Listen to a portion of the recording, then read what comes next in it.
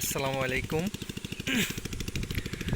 আজকে যে ভিডিওটি করতে যাচ্ছে, আজকে 17ই আগস্ট 2026, বাংলায় ভাদ্র মাস।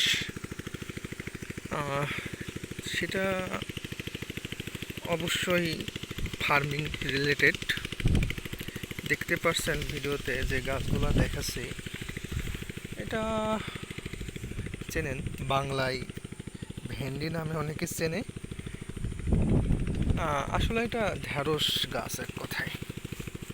তো যে জিনিসটা আমি মূলত দেখাতে চাচ্ছি যে এটা একটা গাছ, বাট এই গাছের শাখা কতগুলা দেখেন, একটা, দুইটা, তিনটা, নিশ্চয়ই চারটা, পাঁচটা, ছয়টা, সাতটা, মূল ডাঁটি সহ মোট 8টা।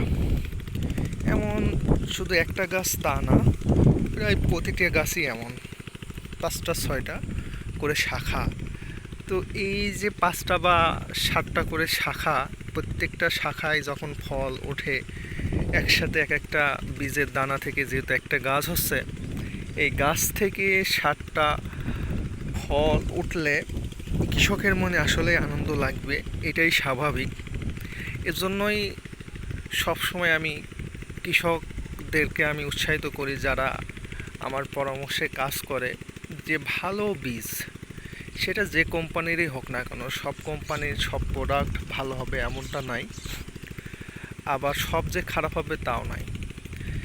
ভালো বীজ, যারা অভিজ্ঞতা সম্পন্ন চাষি আছে, যে আগে করছে, রেজাল্ট ভালো, দেখে শুনে এমন কোনো বীজ থাকলে অবশ্যই চাষাবাদ করতে পারেন। আর ঢ্যাঁড়সের বাজার দর বর্ষাকালীন, যেহেতু সবাই পাশে দেখতে পারছেন, এগুলা ধান লাগানো হয়ে গেছে, আবার ওই যে ওই পাশে পাট আছে। এই টাইমে অধিকাংশ মানুষ পাট কেটে ধান লাগিয়ে দেয়। সবজিতে তেমন একটা যাই না, কারণ বর্ষার টাইম, সবজির বেটমেট করা এগুলো আসলে সময় সাপেক্ষ ব্যাপার, যার জন্য মানুষ সবজিতে তেমন একটা যাইতে পারে না, যাওয়ার ইচ্ছা থাকলেও করতে পারে না উঁচু জমি না হলে। সেক্ষেত্রে বেস্ট একটা অপশন আমার মনে হয় যে পানি বেঁধে গেলেও যাতে ফসলটা হবে, সেটা হচ্ছে ঢ্যাঁড়সের ক্ষেত। আর ঢ্যাঁড়স যদি মিনিমাম বর্তমান বাজার দর 20 টাকার উপরে বা আশেপাশে থাকে, তাহলে 1 বিঘা থেকে 80 থেকে 90 হাজার টাকা ইনকাম করা খুবই সহজ। আর আল্লাহ না করুক যদি 30-40-এর উপরে চলে যায় বাজার দর, সেক্ষেত্রে আরও বেশি পরিমাণ আয় করতে পারবে একজন কৃষক। যেহেতু ঢ্যাঁড়সটা এমন একটা ক্ষেত যে 1 বিঘা যদি কেউ ঢ্যাঁড়স লাগায়, প্রতিদিন তাকে হারভেস্ট করতেই হবে।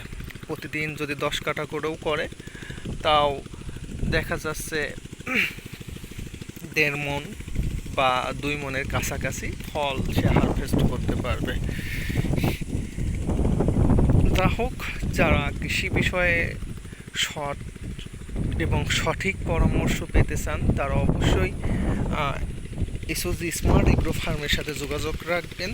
এবং প্রতিনিয়ত ভিডিও আমি দিতে পারি না বিভিন্ন ব্যস্ততার কারণে, তবে চেষ্টা করব সুন্দর সুন্দর ভিডিও দেওয়ার জন্য।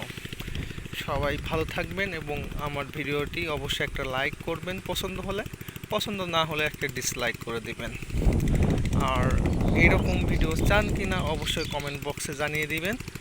সবাইকে আবারও শুভেচ্ছা জানিয়ে আজকের মতো এখানে শেষ করছি। আল্লাহ হাফেজ।